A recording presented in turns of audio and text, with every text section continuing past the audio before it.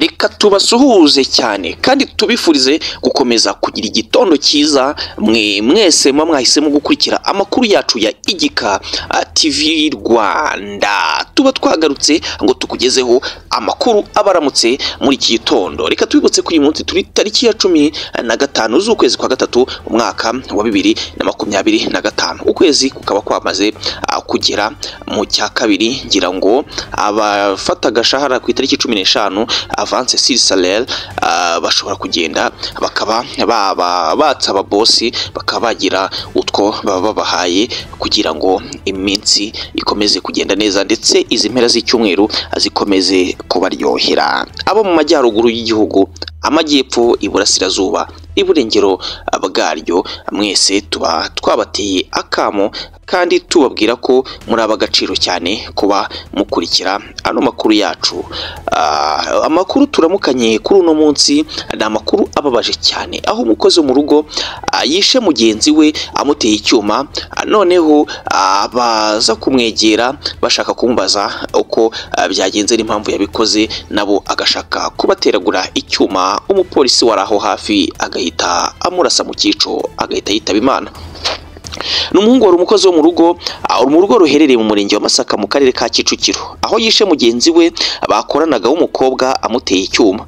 Inzego z'umutekano zahise zitabara. Uwo musore ashaka gutema buri wese wari umwegereye, bituma umupolisi amurasa. Ibi byabaye mu rukerera rwo kuri uyu wa gatandatu, aho uwo mukozi w'umuhungu witwaga Niyoyita Eric, mu gihe umukobwa wishwe yitwaga Bampire Françoise. Ariko icyo bapfuye ntabwo cyahise kimenyekana muri ako kanya, ku buryo byagejeje naho Niyoyita atema mugenzi we warurimo uramwegera, agahita nawe ashaka kuba yamwica nyuma yo kwisasira uwo mukobwa bakoranaga amaze kumwica. Umuvugizi wa polisi mu mujyi wa Kigali CIP Werarisi Gahonzire yabwiye ikinyamakuru Igihe ko inzego z'umutekano zarashe Niyoyita ubwo zari zitabaye zijya kumuta muri yombi akagerageza kuzirwanya. Yagize ati yashakaga gutema buri wese umwegereye. Yavuze ko amakuru arambuye ku byabaye aza kuza kwiyagezaho ibinyamakuru bigiye bitandukanye mu gihe kiri imbere. Nyaboneka dukomeze kwirinda ibyaha.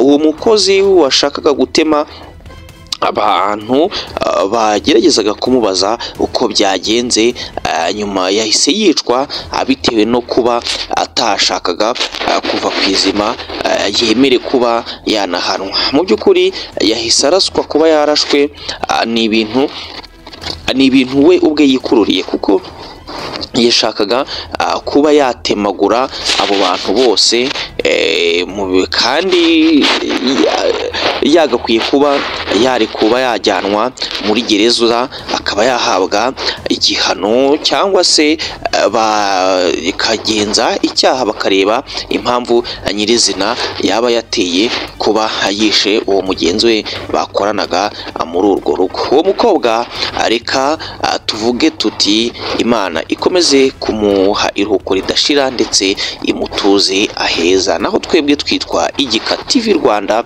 amakuru yo agezweho tuba twiyemeje kuzagenda tuyakugezaho mu buryo agenda natwe tugeraho, uburyo tugenda tuyabona. Ushobora gukurikirana website yacu yitwa igikanews.com, ukaba wasoma inkuru zacu mu buryo bw'inyandiko. Nanone kandi ushobora kudusanga kuri Facebook page yacu yitwa igikanews.rw, nabwo kandi ukaba walikinga iyo page kugira ngo ibintu bikomeze kugenda bigenda neza. Nitwa The Fresh, mba nafatanije na Omega Boy kugira ngo amakuru dukomeze kuyagusesengurira aze kugeraho anoze kandi ari amakuru yunguruye kuateguranwe n'ubuhanga, ku buryo tuba rimwe na rimwe tugera naho ibyo byabereye kugira ngo turebe uko byagenze, nawe tuze kuza kubikugezaho.